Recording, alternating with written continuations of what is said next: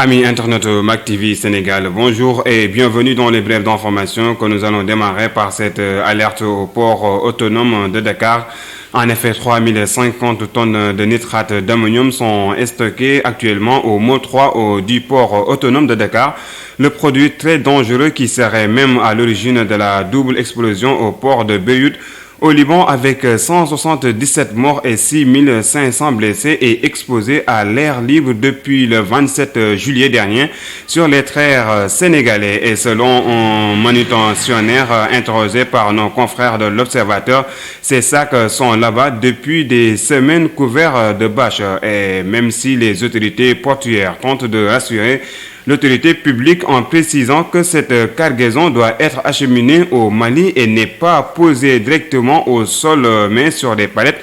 Cela n'empêche pas à Ibrahim Fayon, des experts de sécurité et de prévention d'incendie, de tirer la sonnette d'alarme, car selon l'expert, aucun port où est exposé ce produit n'est à l'abri d'une catastrophe. Il rajoute qu'un produit aussi dangereux pour la santé et la sécurité des hommes ne doit pas être stocké dans un endroit où travaillent plusieurs dizaines de personnes. Trafic de faux billets, la gendarmerie de Mbour a réussi un coup. En effet, elle a mis hors portée de nuire 3 présumés trafiquants de faux billets.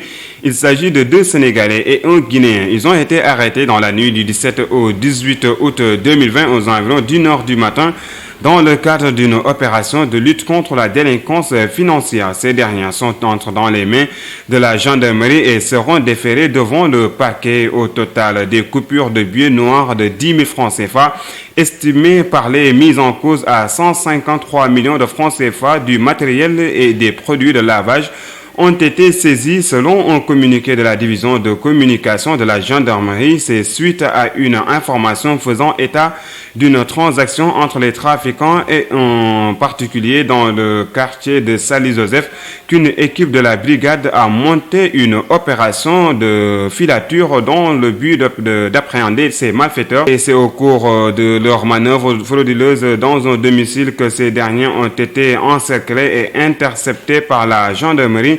Ces saisies, selon la gendarmerie, démontrent la pertinence du renforcement de la compagnie de Mbour en unité d'investigation pour la lutte efficace contre la délinquance et les trafics.